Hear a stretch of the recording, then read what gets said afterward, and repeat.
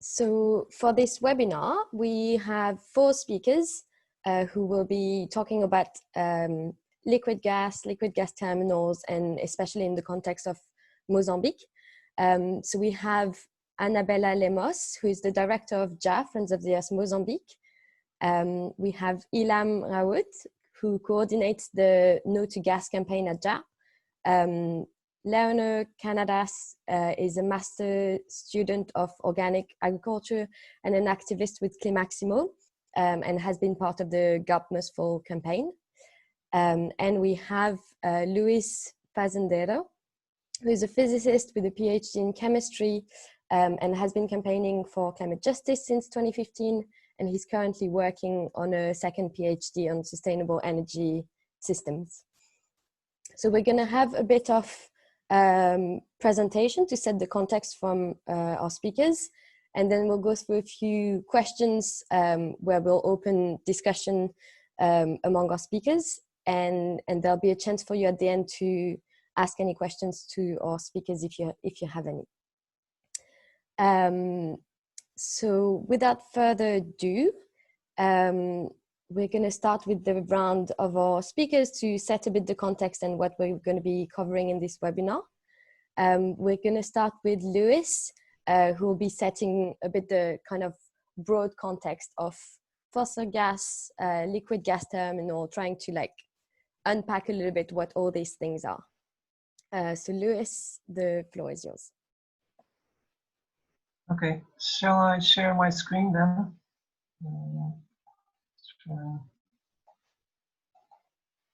So, good morning, everyone. Can you see the slides or the presentation? Well, I hope so.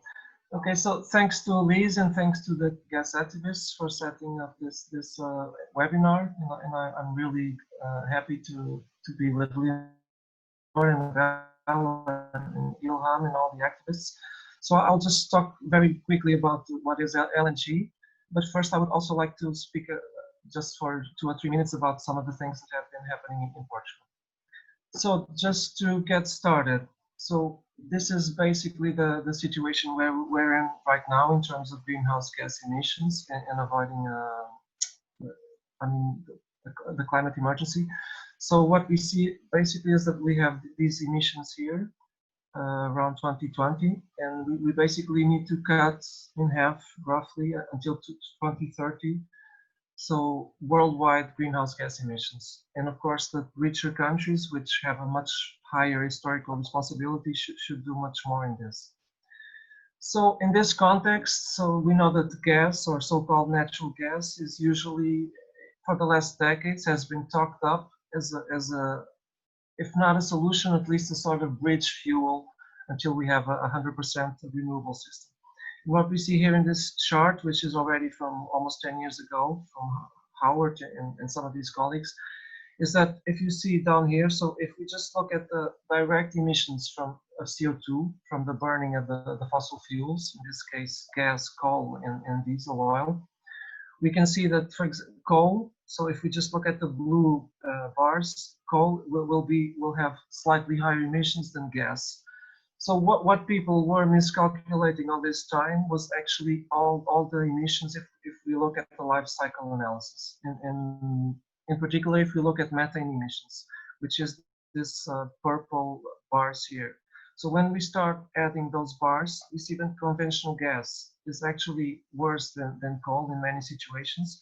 And shale gas, which is a non-conventional gas source, is much worse than coal. And I'll come back to this issue at the end.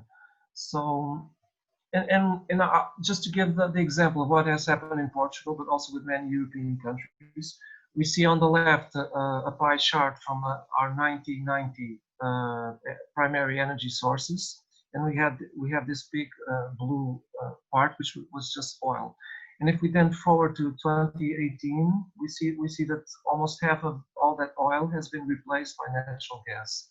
So this was the result of decades of public policy saying that we need to transition to natural gas because it's less polluting than oil or coal, which we just saw previously is really not the case.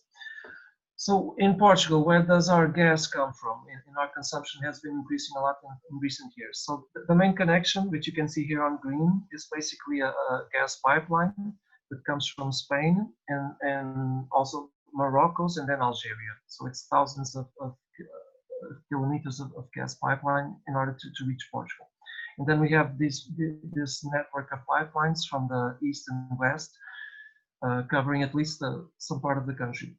And then we have, since 2003, we also have an LNG terminal, so a liquefied natural gas terminal, which is basically in the south of the country. And we are receiving gas from pretty much all over the world since then. And then we also have a second part with a lot of the activists here in a region by the coast of the country. And this is by the Australia's Oil and Gas Company, which is an Australian company, which also has interests in the US. And just for the people who are joining us from other countries, so I think it's important to note that Portugal, around 5 years ago, we had pretty much of our coast at sea and also a lot of concessions in land for oil and gas exploitation. And these are the colored bars that you can see here, which were actually the areas which were sold to prospect and then explore oil and gas. And this was a struggle where hundreds of activists were involved. And eventually, over the next 3 years, we managed to cancel pretty much all of these concessions, including some court cases, which were for the Algarve and Alentejo coast, which you see here. And currently, we just have these two concessions on land, which are for drilling gas in that part of the country. So now to come back to the main focus of our talk today. So what is actually liquefied natural gas? So this is just when the gas is cooled to become a liquid. And for that to happen, we have to go to almost 160 negative Celsius degrees. But in this, when we do that, then what was before a gas, so becomes a liquid, it becomes easy to transport either by truck or by ship. And we can basically just sell that gas all around the world in that form.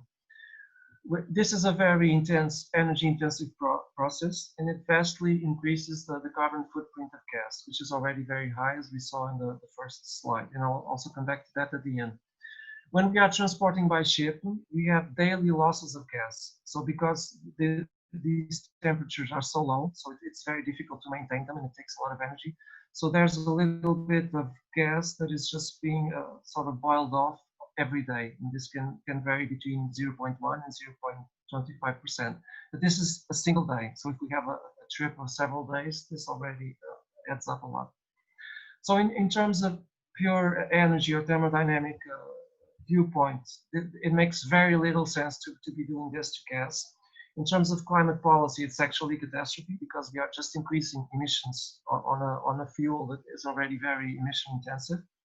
In terms of markets and capitalism, it's actually an excellent idea because in this way we can sell, if a country is producing gas, it can be sold pretty much all over the world as it happens to oil, and the producers don't have to sell it just to consumers which are not nearby the source. So this is just a quick picture. For example, here we see the terminal in Portugal here on the left side, and then we see that Spain already has 6 LNG terminals, and Barcelona being the greatest one in Europe. And to make matters worse, so the European Union is still investing heavily on building more LNG terminals and expanding its gas network. So the excuse for this is basically energy security. And we can see here, for example, in this map of Europe, all these little red lines and dots are basically new gas projects that were up for evaluation early this year. A very high interest. No, I forgot the term. But also, this included 5 new LNG terminals in Ireland, in Cyprus, I think in Poland, and close to Denmark. So just to expand this LNG network. This also has large geopolitical implications because Europe is trying to free itself a little bit from the dependency from Russian gas. And there's also recently been a huge pressure from the United States for Europe to accept more of its gas. And for example, in Portugal, the current government is very interested in becoming what they call a sort of doorway for North American gas into Europe. And we can this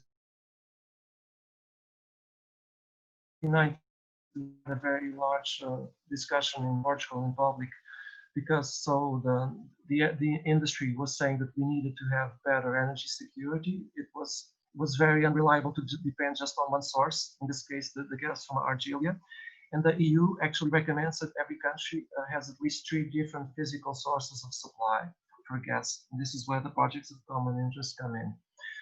In 2018, we already celebrated, in inverted commas, our 500th discharge of liquefied natural gas in Sines. And the main concern right now for us activists is that there is a plan to double the capacity of the terminal by the next 4 years. And also to be sure about this, so already more than our gas that is consumed in Portugal is in this manner, so by ship. So just to finalize, I want to go through here to this table, which I adapted from Alphonse Perez, and I'll give the reference at the end, the Global Gas Lock-in booklet, which it's very interesting to read. So what we have here is emissions. All of these numbers are emissions in thousands of tons of CO2 equivalent. So greenhouse gas emission potential.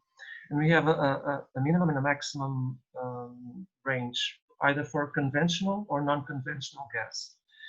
And this is just for LNG emissions. And here we are not taking into account the final burning of the gas. So this is just extracting it, liquefying it, and transporting it around the world and get these emissions.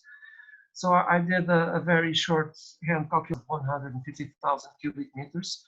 What it can actually emit, and you have that calculation here at the bottom, when we later burn it. And what did I wanted to show with this? So actually in almost all cases, and certainly for non-conventional gas, so shale gas and other sources, the emissions in the liquefying process and transportation and extraction will always be larger than the domestic emissions. So what does this mean in practice? Switch from coal to gas, they can actually reduce their domestic emissions and look like they are doing their energy transition. But actually, the global carbon footprint is increasing. It's just being exported to other countries. And this is what I want it's one of the main things I would like you to take away from this.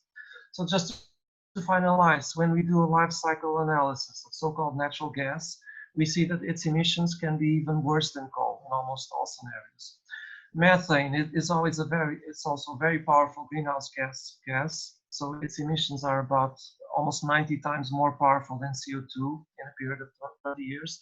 And to make matters worse, we need to cut emissions in half in this decade. So methane is really something that we really need to look at and cut very heavily. So finally, if instead of just natural gas, we also go to LNG, the carbon footprint will increase even more. And so just one single of these ships can be equivalent to the emissions of more than 60,000 people in Europe during one year.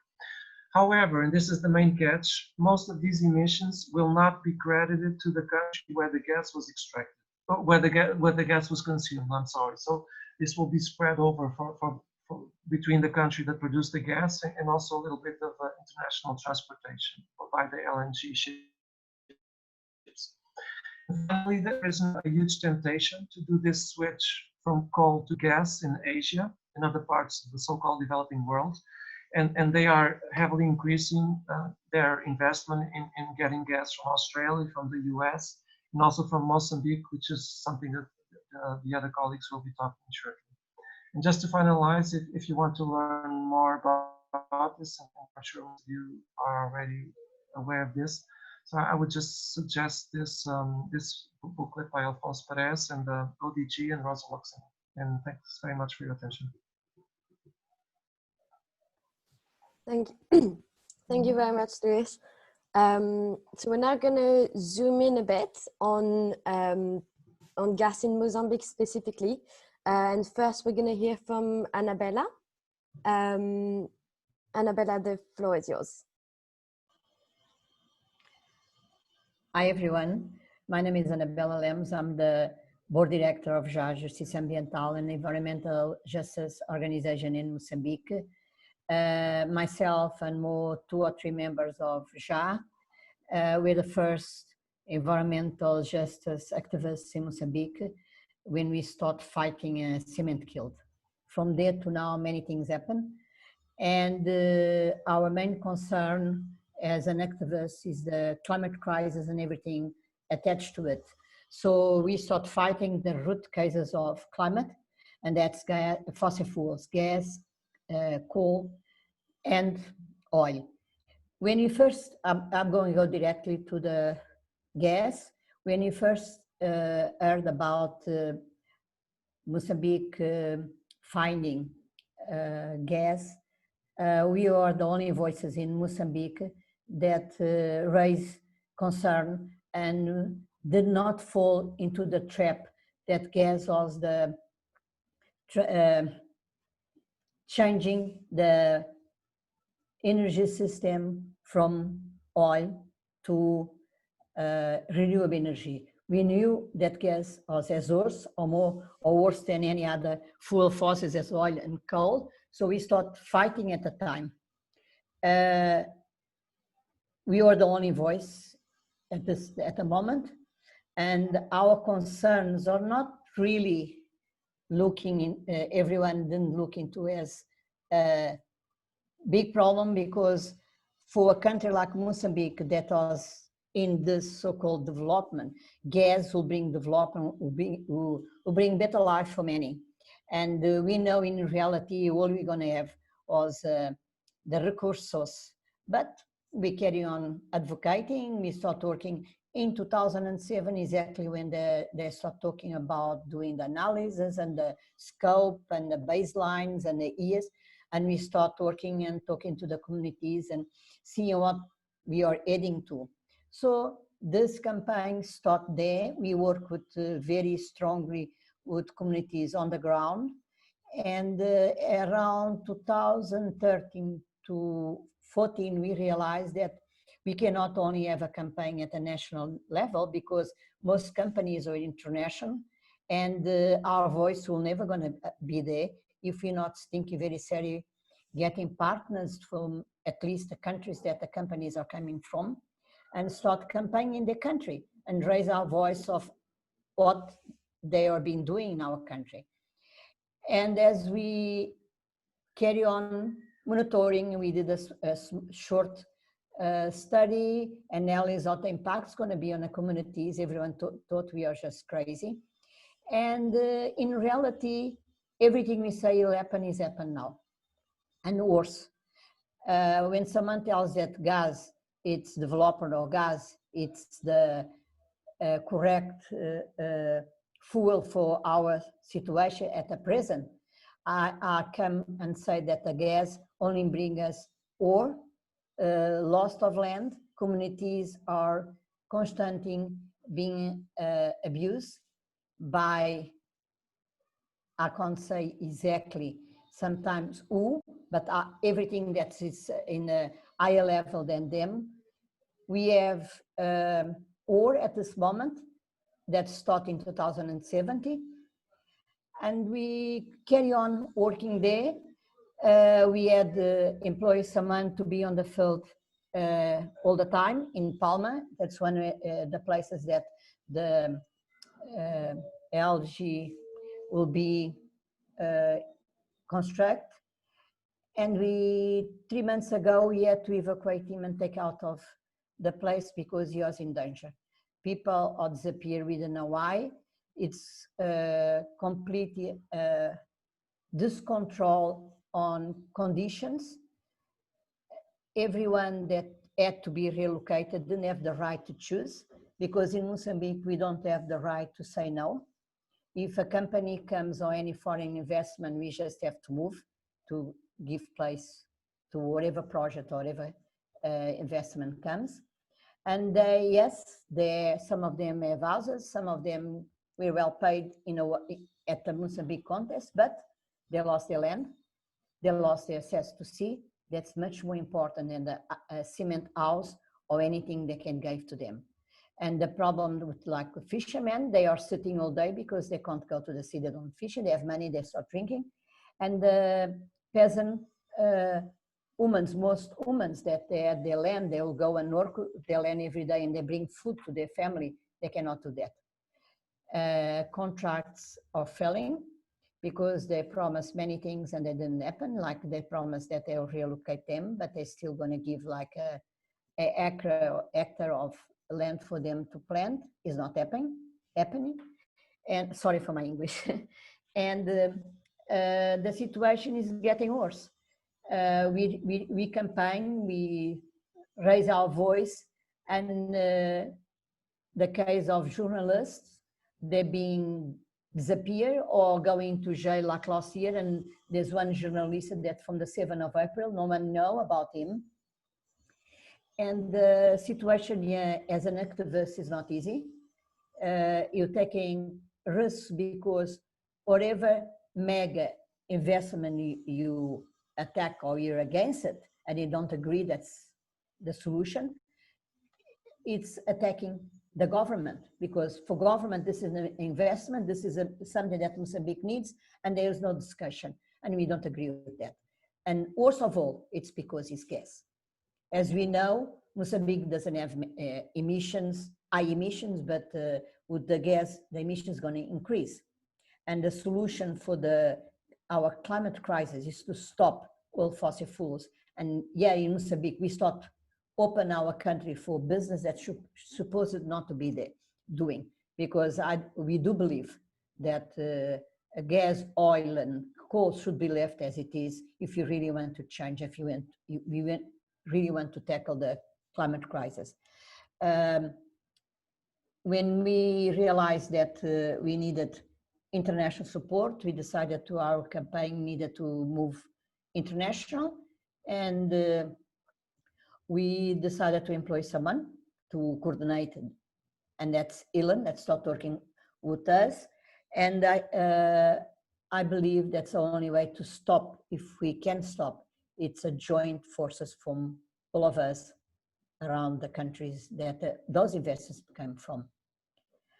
I don't know if I have more time, but I think I need to cover. I'll wait for the questions if I think I cover everything. Thank you. Thank you so much, Anabela.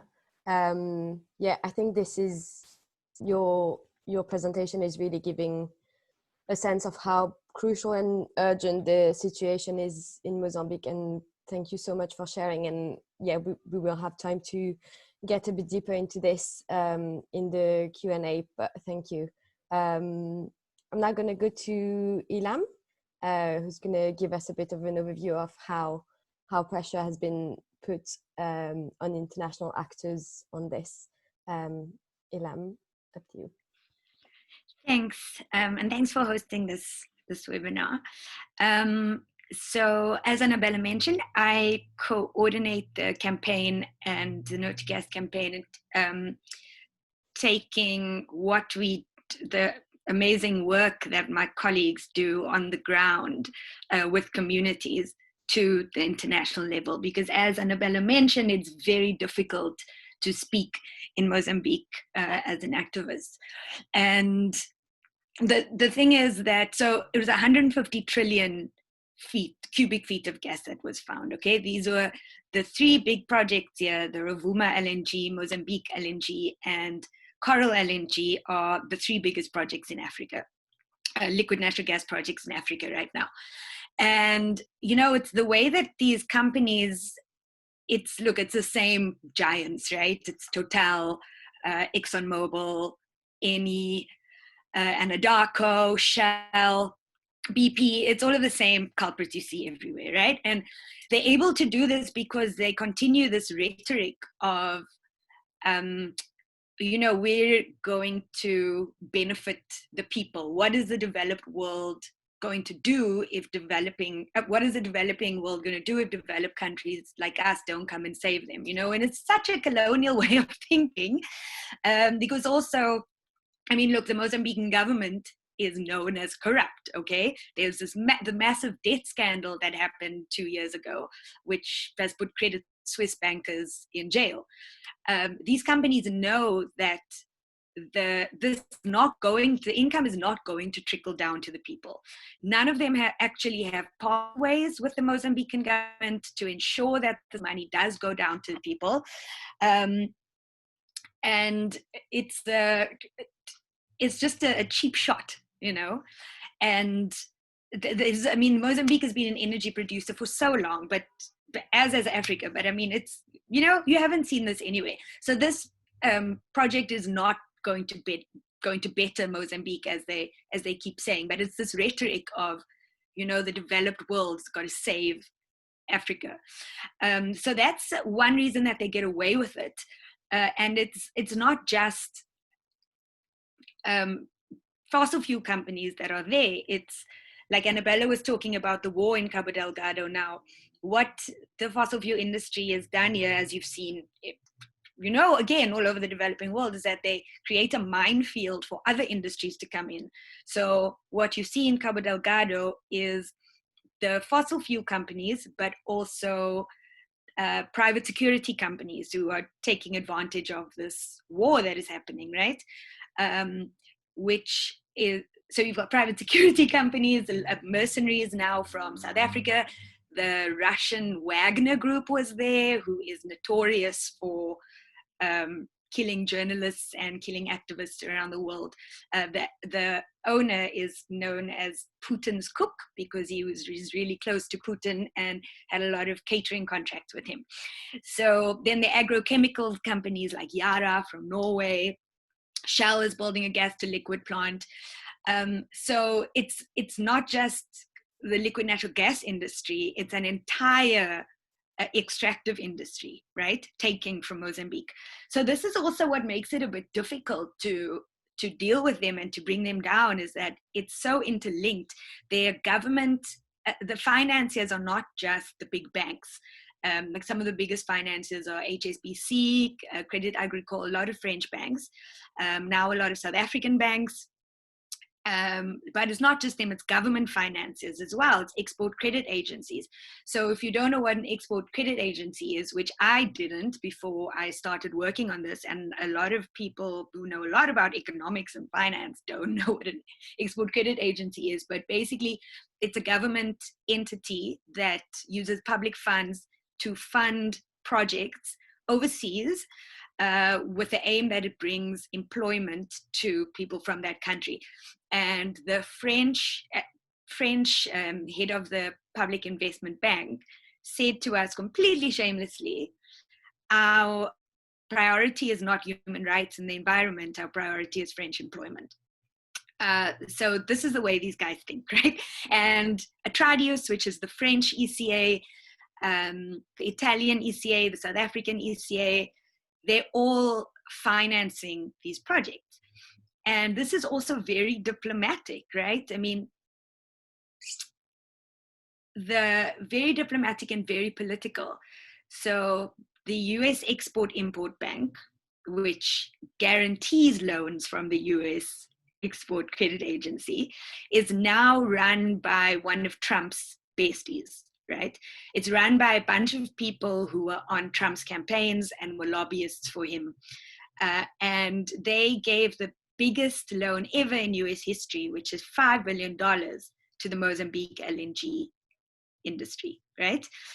So there's a lot of money coming from there, coming from governments. And France, for example, is another example of these diplomatic and political relationships. France, so Total runs one of the projects, the Mozambique LNG project, and France has a very strong link to Mozambique outside of this. So outside of the gas. So in the war now in Cabo Delgado, French government helicopters were found to be used by the military. there's just a Friends of the Earth France is releasing a report next week, which would be really good to check out. And we can share the details in the email after this, that specifically looks at French government involvement in Mozambique gas. And it's mind-blowing how what a complex spiderweb this is, you know? And so it's really important to understand what this industry is. That it's totally interlinked. It's a spider web, and this is why we have to work with not just anti-gas activists, but anti-agrochemicals activists, you know, anti-colonial activists. It's all, you know, it's all together.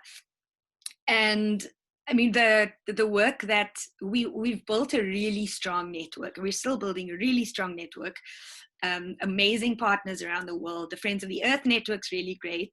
Climáximo, which we just really linked up with last year, when I kind of forced my way into having a coffee with them after an event that I went to. And then this year, the reason we met with Climáximo was because Galp, which is the Portuguese, massive Portuguese fossil fuel company, has a 10% stake in one of the projects.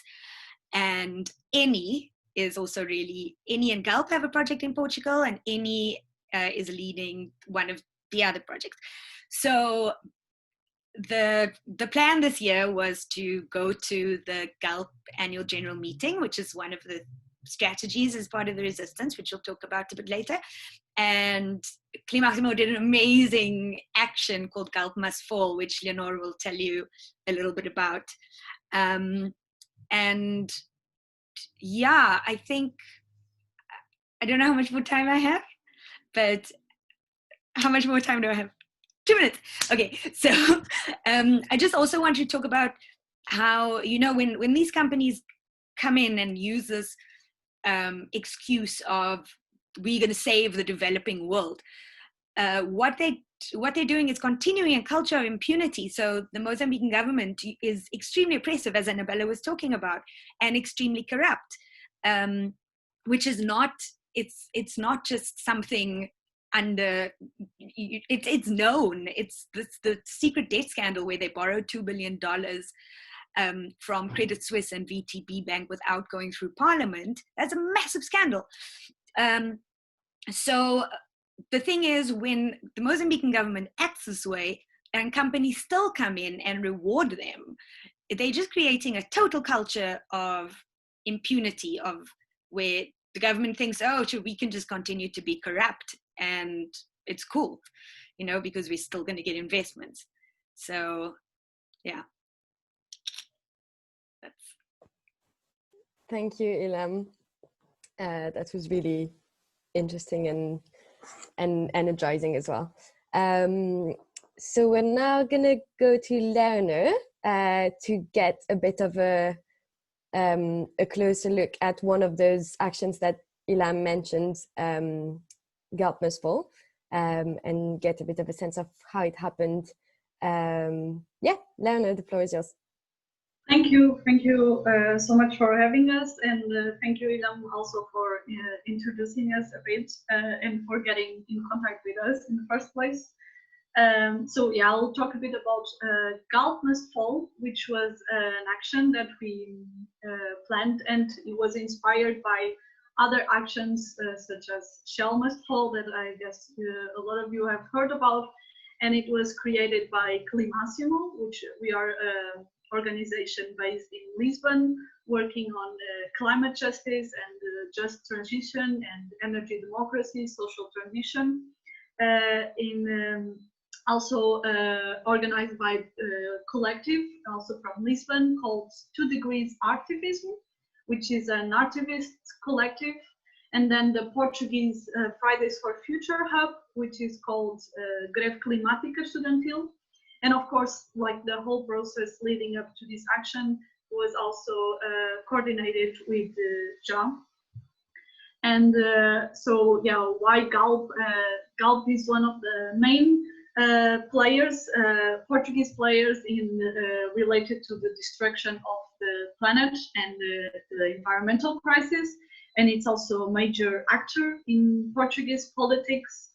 So they have 2 refineries in Portugal, Sines and Matosinhos, and are among the 10 most polluting companies in Portugal, carrying activities in 11 countries and 4 continents in the world. And of course, as mentioned before, they work with other companies such as Exxon, Eni, and Shell, Total, and yeah, all of them. So they're still investing on new fossil gas projects, carrying this fake speech of energy transition and selling gas as a green solution and as a transition energy source of energy. And yeah, we consider them to be like a symbol of environmental and social extractivism, and they're perpetuating the model of Portuguese colonialism, having like a business model, of course, totally based on profits. And Galp and yeah, all the other, the rest of the fossil fuel industry, they're directly responsible, as was also mentioned, by the militarization of indigenous areas and displacement of local communities, also, again, perpetuating the whole process of colonialism in the global south. And as it was mentioned, Galp is also working in the north of Mozambique. And right now the region is under military occupation, both by state and private forces that are expelling local communities in Cabo Delgado and yeah, displacing hundreds of families so that they can proceed with their projects. So this is why we created this action, this campaign, Galp Must Fall, and the main bullet points of why must Galp fall, right? So because we consider that, first of all, it's urgent to dismantle Galp by any legal, economic, political means necessary, because it's urgent to ensure a just transition for all the fossil fuel industry workers. It's urgent to ensure reparations for the communities and the environment that are being affected. So the Galp and all the other fossil fuel companies, they have to pay for the climate crisis and for causing or feeding the violation of human rights. And because it's urgent to build a public and fair, clean, and 100% renewable energy democracy for all. And here I would just like to quote a fellow activist and member of Climáximo, and member also, he took part of on this campaign, on this action. And he said that he would like to be very clear about something, and that is that we must dismantle Galp, because if it instead collapses, we will all be underneath its ruins. So Galp must be dismantled by a democratic, planned and deliberated process, because a rapid and just transition and a climate justice based on global solidarity are only possible through a publicly owned and democratically controlled and, of course, 100% renewable energy sector. And so we consider that Galp, therefore, must be nationalized. And so our action took place in the same day where Galp had their annual general meeting that took place on the 24th of April. And it ended up that it happened right during the fall of the oil price, and consequently also the fall of the value of Galp's shares. And but they decided that they would distribute 380 million worth of dividends among their stakeholders. And previously, before the meeting, so in February, they announced the intention to double their oil production until 2030. Meanwhile, because of this fall in production, dozens of workers from Sines refinery were fired, but the working hours were increased from 8 to 12 hours without any overtime payment for the workers. And so, yeah, it doesn't make any sense to distribute dividends while firing dozens of people, of workers. Instead, we believe that these dividends, they should be distributed, they should instead be used to support the transition and also to train the workers towards this energy transition. And that, of course, again, companies like Galp should be nationalized as to create renewable and national energy industry that can actually ensure the transition that we need. Yeah, and so we kind of considered Galp's AGM as a crime scene, and the whole global fossil fuel industry as a leading organization against against humanity, because they know what is happening, and they know the impacts of their actions, and they still decided to do so. So our approach was more to denounce the injustices in all the spaces available. So we had offline and online actions, we had outside and inside the AGM, activists and artivists. And so as part of Galp Must Fall, we had activists going, submitting questions to the board of executives, which then were screened and then presented to the CEO. And we had a more of a contesting approach and not so much debating, because we believe that that debating with the industry doesn't really produce any real solutions. And even though 15 questions were submitted, we only got 5 responses, and they were very vague and evasive, again perpetuating the same rhetoric of economic development and blah blah blah. And then just to finish, at the same time we had also an outside action happening with the Galp Must Fall live festival on Instagram, with concerts and talks with activists, including from JA, and artists from several countries where Galp has projects, such as Mozambique and Brazil. And then an online demonstration via manif.app, where we gathered in front of Galp's headquarters in Mozambique, and then we moved to Sines, and then to Galp's headquarters in Lisbon, and a Twitter storm. And we think that even the situation that we had to move our plans was very successful action. And yeah, thanks. I hope I didn't go much over the time. Not at all. Perfect timing. Thanks, Leonor. And thanks to all of our speakers. You actually all were bang on time, which is very impressive.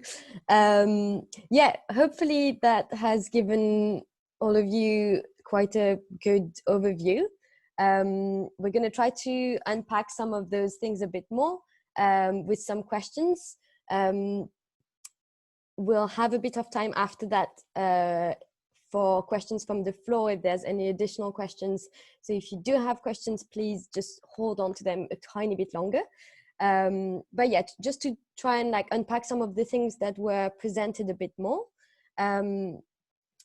Firstly, the first question to our panel that I'd like to ask is, which are the main companies involved in Mozambique and in those gas projects, particularly European ones, and how best do you think we could put pressure on them to abandon their projects? So I wonder if maybe Ilham, you would want to get us started on this, maybe?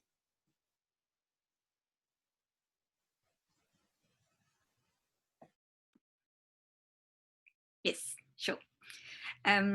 So as I mentioned a bit earlier, the companies who are there can be split into the fossil fuels and and company and purchasers, financiers who are not technically on the ground, but I mean, of course, enable this, to happen. And then the other companies who like sort of jump on the bandwagon. And it's kind of like this analogy of when an ambulance goes down like a lane and all the cars move out the way for it, and then you get those horrible people who like jump behind the ambulance so that they don't have to sit in traffic. That's what these companies are. They're like leeches, hyenas. So most of them, none of this, very little of this energy is actually going to go to Mozambique, right? So, and most of the companies, so I'll tell you mostly about the European ones, but also quite a few Chinese companies, Indian companies, and Russian companies. So it's really funny when the US Export-Import Bank talks about how terrible Russia is and how terrible China is, but they're the reason that Anadarko can actually, work. So the big European ones are Total, Eni, I had to write them down because so many. Shell, Shell's one of the biggest purchasers, and they're going to be building a gas to liquid plant. BP is the only purchaser from one of the projects. Galp, of course. Then there are quite a few European quite a few European, like those leech companies. So Yara, the big Norwegians, quite a few Portuguese contractors as well. Then the big banks would be HSBC, Crédit Agricole, BNP Paribas, and sorry, my dead. But what we could do is afterwards, when Lisa sends an email around, we've also got information, like a document of table with all the companies, the biggest companies who are involved, what their stakes are, how much they're investing. And, it's a lot more informative than if I just list off the companies right now. And the way we've been, one of the ways that we've been resisting is we do really need help to take what we do on the ground to an international level, because in all honesty, companies and CEOs will listen a lot more to white European activists than they would to a Mozambican community member. It's just the way it is. And I do think that with a maroon passport and a blue passport comes great responsibility. Firstly, you don't have to buy a visa. You don't have to get a visa to go to one of the AGMs. You don't, you don't need to travel as far. And one of the things that we do is we've got what part of our strategy is company confrontation. And we often have a debate with other organizations about whether we should be having conversations with companies. But we don't. It's very important that we're not sitting at the table. We're not WWF, one of the organizations that sits at the table, that greenwashes. It's very much an interrogatory and quite hostile meeting, Because often what these companies would say is, oh, well, we sat at we had a conversation with Ja, so it means we've had a meeting with them, when actually, no, that's bullshit. You didn't have a meeting with us. We had an interrogation with you. So that is something that we think is important. And then the other question that comes up often is, as part of this company confrontation, we go to annual general meetings. But that is, you have to sort of decide what you want to get out of an AGM. If you want to ask a question and actually get at some AGMs, you might even get a response to your question. But also, it's a chance for you to shout and tell shareholders and tell the companies, we hear and we know what you're doing. And also media. And what's really good about us being able to having all these partners at an international level is that a lot of these companies think we can do whatever we want in the developing world in a little part of Mozambique, and no one's going to know, you know, because they also control what gets into the media. So when we go there and say, actually, I've been to the place that you're ruining and devastating, and you're talking shit because I've actually seen it. They often don't know what to say. And after I went to the ENI AGM, and Claudio Descalzi, who is the king of Italy, basically, the CEO, he came straight over to me afterwards. I was the first person he came to talk to, and he was quite disturbed that I had been there, and, you know, thanked me for coming and asking questions. And it was an opportunity for me to say to him, you didn't actually answer anything, you just talked. And then he gave me his personal card, and, you know, because he really wanted to get it out there that now that somebody knows about what we're actually doing in Mozambique, we have to keep our reputation. So that's one of the things we do. Also, I mean, the thing about going to an AGM means you have to purchase a share. Okay, but for us, the benefit that comes from purchasing a share, being able to, even if possible, take someone from Mozambique to an AGM, the benefits from that are, you know, a lot more than you benefiting the company by buying a share. So we also do have meetings with these interrogatory meetings where you often find how little these companies know. And that's really interesting to find out. But also when you tell them what's going on and you show them documents, they can't say they didn't know. So that's really important, I think. They cannot claim ignorance, you know. So those are two of the ways that we resist on the international level. Also, it's really great if you can have a physical action outside a company or outside an AGM, because if a Mozambican comes, even if I come or Anabela comes, we're going to get arrested and deported. Whereas you're going to get arrested, you're going to be bailed out. You know, not minimizing the problems that European activists have to deal with. But again, I feel like there is a responsibility that comes with the abilities and the privilege that most Europeans have. And then the media is like, Mozambican media is so oppressed. I mean, like Anabela said, a journalist who disappeared on the 7th of April has nowhere to be heard from. This is nowhere in the international press. I've looked. The only place you can find it internationally is Human Rights Watch, you know, and you've got amazing Mozambican journalists, but when they try and write about this, they disappear or they get death threats. It was really important to take this issue to the international media. And then one thing we've got coming up is a statement that will be, it's a Friends of the Earth international statement that I think Lisa's also going to send around. Okay, and I'll be very quick. And this is something that you can sign on to, and it's going to be quite a cool action where basically we're going to be bombarding the CEOs and people on the boards of a few of the companies that we work with, because they just don't listen. Okay, so the only way we can deal with it is if we can just annoy them and tell them, just, you have to listen. So that's one action coming up. We'll send you the link and then you can get involved. Thanks, Ilham. I've shared the link to this action on the chat box, but also it will be shared with all attendees in the follow-up email. We're running a little bit behind, but I think, Lewis, you wanted to shortly come in on this question before we move to the next. So thanks. Very, very quickly. So just to add up a little bit on what Anabela, Ilham, and Leonor already said, that may not be clear to everybody listening to us. So I think Mozambique is, by any metric, one of the poorest countries in the world, and also one of the poorest in the African continent.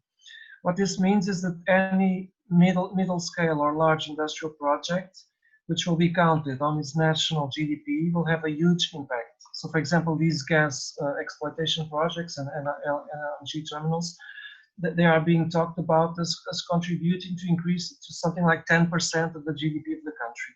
But what this means in reality is these are all foreign companies they will bring their own people. They will probably hire close to 0 people from Mozambique, and pretty much all of the gas will be sold to the Asian market. And this is what all companies are saying.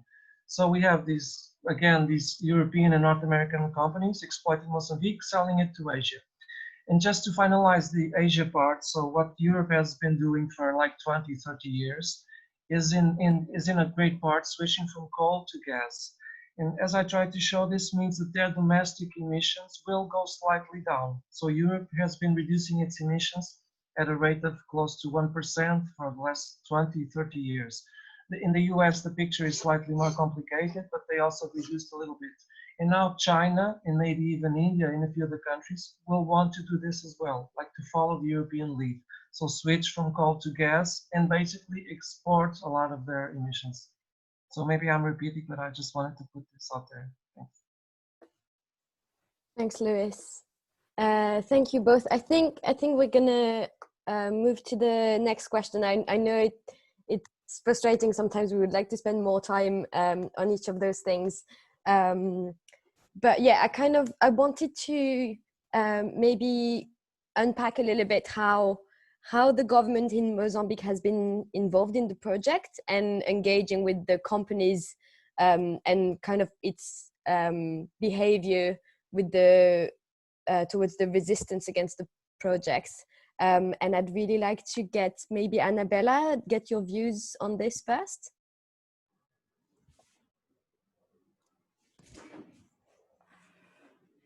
Hello, thank you. To talk about that, I need to go a bit further, but back to Mozambique. As you know, our independence was in 75, 45 years is going to be, in a few weeks, we're gonna be 45 years independent. And after independence, we become a very communist country. Suddenly, after the assassination of the president at the time, Samora Machel, Mozambique started becoming a sort of democratic country. And the priority of the so-called democratic country, it was to open for foreign investments. Did not matter the quality of the investment, does not matter the impacts of the investor. The only thing that happened is money was coming in. And the money was coming in, and the money that came in did not went to the people, went to the elite, and suddenly the so-called revolutionaries become very rich. And as you know, when people are rich, they want more and more and more. Sorry, I don't know, I put my video, but I can't see, I don't know. So you only see my voice anyway. Yeah. So this suddenly, from a very restricted communism system, socialist communism, it was open to business. We don't have any conditions, we don't have guidelines. Our environmental law was only approved in 97. And the laws that are coming from the communism time, very good laws like the land law, suddenly the implementation stopped not working. So we have this country, all foreign investments, and anyone can do anything. So that's when we start raising our voice in 97, 98 to say, stop, what's going on? And in the beginning, the government started to listen. We have meeting, of course, we are calling crazy people and everything, you know, from in Europe, maybe in a different era, but in Mozambique was between the 80s. And as we build our understanding and relation, try to have a relation to government, we realize that we are moving further and further of government because the influence of companies are much stronger to the government. The interests of our government are not for the people. Because if it was for the people, they will take whatever project that came in, they take the people as priority. And that not happened in the beginning, and it became to the point as there's no control. If you're against anything or any project, you have problems. Although there are a few of us that the voice are not stopping. And as we move forward to this crazy world that we live in, we realize that we are in a situation that we came from colonialism to a communist system, and independence. We are sort much more independent and sovereignty that we are now, but suddenly we are back to feel that we are colonized. We are colonized. The only difference is to approve of our government, because what was colonialism before is exactly what happened now. The foreign government comes to your country, takes all the recurses, doesn't give a damn about the people, doesn't give a damn about anything. Our environment is being destroyed, and they just take everything. And they get richer and richer, and a few elite on the governments are getting richer. So the relation between groups that raise their voice and academics that do valid studies, it's not good. And in the beginning, we had hope that if we get involved on environmental impact assessments and do studies that we did and raise the issues, bring experience from other African countries, what happened after those type of investors came in, didn't change anything. In 2011, we decided not to be involved on the environmental impact assessment. So we are in the side of the fence and raise the issues that I think we are right. We defend the communities. We bring the voice of communities. We criticize strongly and will not stop, whatever the reasons. We are a small group. And I must say some of them that are in JA start when they are finished high school back in the 90s. And we are still together. And we are fighting and try, we believe, and we hope, otherwise we'll be crazy if we don't have hope or esperança, as we say in Portuguese, to things will change. Because after the scandal of the debt, that I think there's some connection of the gas, because the countries that support in a way that happen are countries that are now investing on the gas. So it's quite strange, everything that happened. And we hope that now, because of everything that happened, more voice of civil society in Mozambique are rising. And as much as we are here and around the world speak about, we have more opportunity to make things right. For sure, it's not going to be tomorrow, but you cannot stop. That's the only thing. I'm very sad at this moment how our government, how the revolutionaries that when they are, and we believe so much of them are becoming. It's very sad for me and for many of us that went through everything after independence, everything we went through, to come to the point that look at our country and see how we are now. Poverty is increased, education, there's hardly none, health systems completely crazy, as we can see now. To make things worse, we know we have the coronavirus all over the world, and the first case in Cabo Delgado was brought from a company that was in gas, Total company. Not only all these impacts of lands and everything, plus they are the ones that bring something to the communities. And was until 2 weeks ago, was the 2/3 of the cases was in Cabo Delgado. And because of the war and people are fleeing out of Cabo Delgado to Nampula, now it brings the virus to another country and the cases are increasing. So it's so many things. The so-called trickle-down effects of development, or whatever you call development is, it's the other day in Mozambique. It's a trickle-down effect of all the bad things that can happen to a human being or a country. It's happened to us. So relation with the government, at this moment, there's not much hope other than fight to them until someone from the government start opening the brains or whatever needs to be open to start realizing that what they're doing, it's for themselves and they're destroying their country. They start do what they're supposed to do because they represent the people. And at this moment, they do not represent the people. And I'm saying something that I'm taking a risk, but I'm saying, I'm sorry. Thank you. Thank you so much, Anabela, for sharing all of this.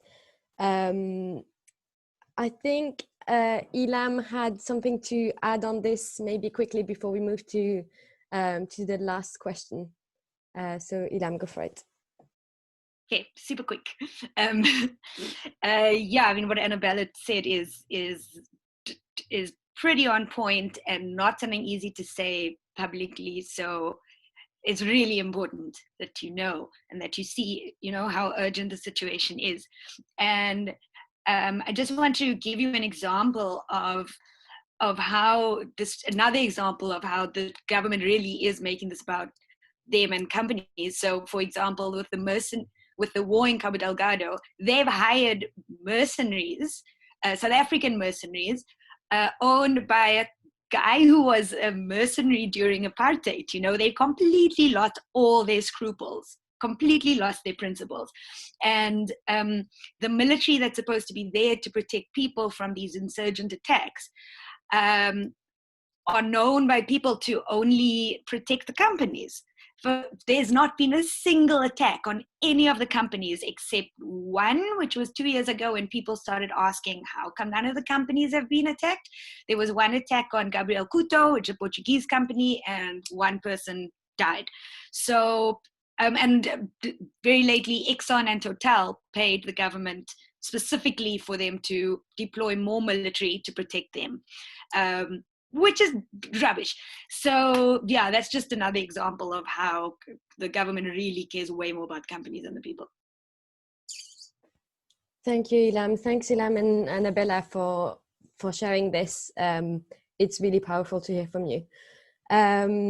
So before we open for maybe one or a couple questions from attendees, I wanted to kind of wrap this up with the last question for all of our speakers, to get a bit of a sense of how COVID-19 and the context of a global pandemic has affected either the project or even your own resistance and campaigning around it. So maybe if each speaker could give a bit of an overview of this in like 1 or 2 minutes. I know it's challenging. And maybe we can start with Leonor.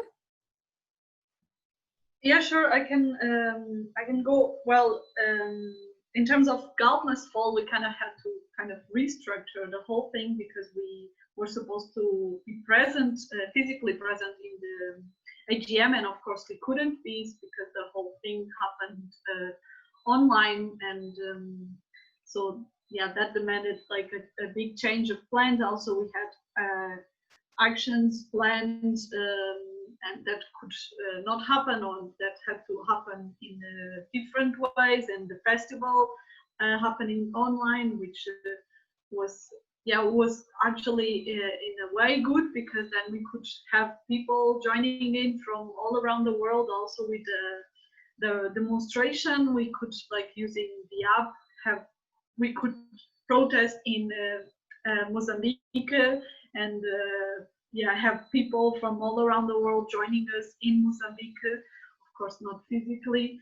So, but it's still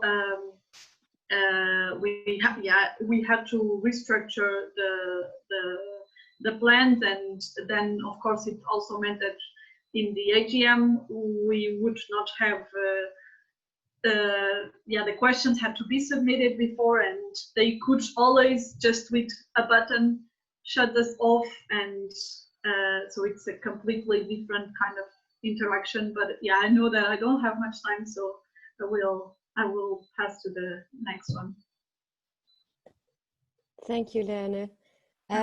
Maybe Anabela, would you like to go next and give us a short overview on this in like a couple minutes? Sure. For us, it's been very difficult, and we try to adapt as much as possible to do online campaigns as much as we can, but our main public, that is a rural area and communities, that some of them don't have ever communication by phone. We cannot travel for 2 reasons, not us taking anything to them, and to avoid also being in planes or in cars. So it's been difficult, and we're trying to adapt, and we're trying to work both our focal points and see how much they can do for us.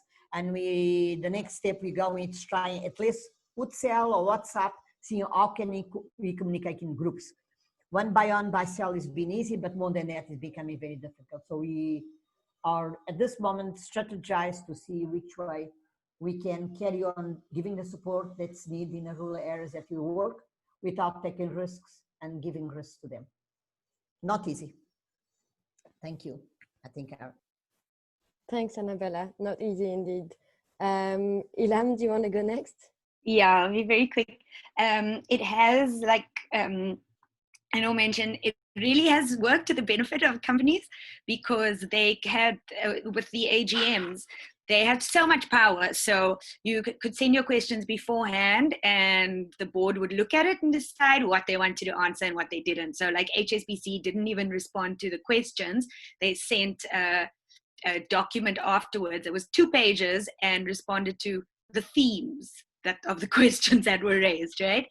But another thing that they are doing is whitewashing, you know. So Total has sent, while Total was the epicenter of the COVID virus in Mozambique, in Cabo Delgado, they also sent lots of masks, you know. That went out in the media, how many masks Total sent. So, but one good thing about it is that COVID is something that's sort of, you know, it's a global thing. And the fact that COVID was so big in the Total construction site did actually make it to international media, which was good. I mean, I'm not saying there's anything good about COVID, but yeah, cool. Thank you, Ilham. Luis? Okay. Hey, so maybe I can just say very briefly some things that have happened here in Portugal. So Climáximo, which is also part of this campaign, the gas is going backwards and Galp Must Fall, like Leonor talked. So during the confinement period, so the Climáximo organized a series of webinars, but regularly, and they made this sort of like almost kind of like a weekly program, which was called Climate Quarantine. So and that had like many thousands of views. So I guess that's a kind of a way to adapt a little bit to these circumstances. But going forward, I think we do need to have large demonstrations and people on the streets in order to push our governments, especially now in the context of the economic recovery, which should be as green as possible. And we are already seeing a lot of signs that fossil fuel companies and big airlines are getting a large chunk of the recovery money. Thank you, Luis, and huge thank you to all of our speakers. So we have about 10 minutes left. I'm aware that's not a lot. I'm really sorry, but there's been a lot to cover, and it's been really inspiring to hear all of you. But we have time for maybe 1 or 2 questions from the floor. I think we have one from Joe. Yeah, thanks, Liz, and thanks everyone. It's been really interesting and informative to sort of hear the first-hand experience. Questions maybe for Anabela or Ilham. We're kind of interested in the group that I'm with, trying to, I think the UK Export Finance are looking to, they're considering whether to invest in the liquid gas project in Mozambique. So we're looking to kind of put pressure to make sure that they're not investing into that. And we'd like to sort of hear more maybe about the impact it's having on young people or like the community. I know you mentioned a little bit about that, but I just wondered if you could maybe elaborate a bit more of the impact it's having on the community where the project's ongoing. Ilham or Anabela, do you want to come in on this? I think Anabela would be good on this. Okay, thank you. There where you can help, can you stop it? Can you stop the investments? I think is the only way we can move forward in the long run to not having more investments. But I think in relation to the investors and how can we do, Ilham, I pass to you. So let me just, in terms of the impacts on young people on the ground, look, it's pretty bad. The war in Cabo Delgado, while the government's been saying, you know, very clearly saying that it's ISIS or Al-Shabaab, it's a lot trickier than that, because there are a lot of young, regardless of who these insurgents are, this is a breeding ground for creating more extremists, because young people have been promised so many jobs, then they haven't gotten any. So the jobs that people on the ground are getting are very menial, like cooks and cleaners, and young people are living in poverty. They're frustrated, they're angry with the government, and this is one way that young people are being affected. And I know that we've actually been working really closely with Faux Uni on I'm not sure if you're working with them, on the UKEF financing, because they've written parliamentary questions, and we've assisted with like contributing to those questions. And UKEF is still, one great thing about the UKEF is that they're still considering financing. So Global Witness has also been working on. There was a podcast, Faux Uni released a podcast 2 days ago, I think, specifically about this, where I talk about about the impacts in Mozambique and why UKEF shouldn't be financing it. So those are, one of the issues around young people. But there's also young people are being, so the military has gone through a massive recruitment drive to send more troops to Cabo Delgado. But what this also means is you got young people being conscripted who don't have experience in the army. They're not given much money. So like young people who haven't ever been in the army, suddenly in, rural Cabo Delgado, community members say that they're stealing food because they're hungry, they're pissed off. So young people are really pissed off by both the gas industry and the government, because they just feel like they're being used and getting nothing back from this industry that promised them so much. And if that answers you a bit more. And if you want to know more about the UKEF work, you're welcome to get in touch with me afterwards. Cool. Thank you, Ilham. Anabela, I think you wanted to add something on this as well. What I want to add, I was like thinking another investor, and it scared the hell out of us. But anyway, maybe we can help you, and whoever wants to get involved in UK to see if the campaign against investing, we can give you information what's going on in reality.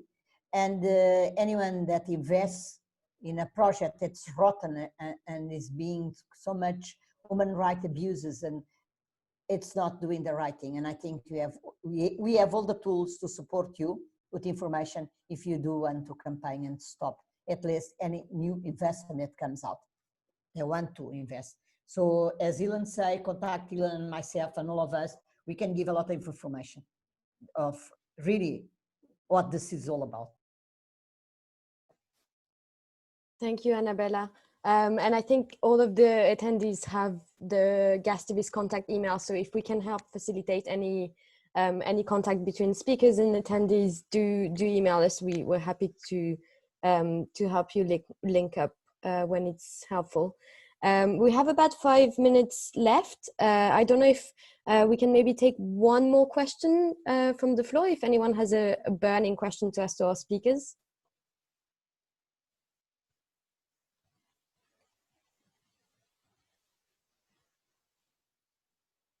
We don't have to. We can also just finish on time, which is nice. Great. In that case, again, a huge thank you for all of the speakers to make the time to come and talk to us today, and to share all of these struggles. And it's been really inspiring. And thank you for everyone who attended the webinar as well. I will be sending all of you a follow-up email probably tomorrow, where you can get the recording from today and some of the resources that either our speakers have been using on this webinar or mentioning. But just quickly in the chat box again, I'm going to post now the link to the action that you can take. That's on the Friends of the Earth International website. But yeah, all of this will be shared in the follow-up email as well, and you can share all of this on social media as well to help amplify beyond this virtual room that we've had today. But it's been really interesting to hear from all of you, and thank you so much for making the time, and have a nice day. Thank you. Thank you, Thank Liz. you. Okay, thank you very much. Everyone. Thank you. Thanks everyone. Bye. And support our call for action, please. Thank Yeah. you, Anabela. We'll do that. Obrigada. Bye. Bye.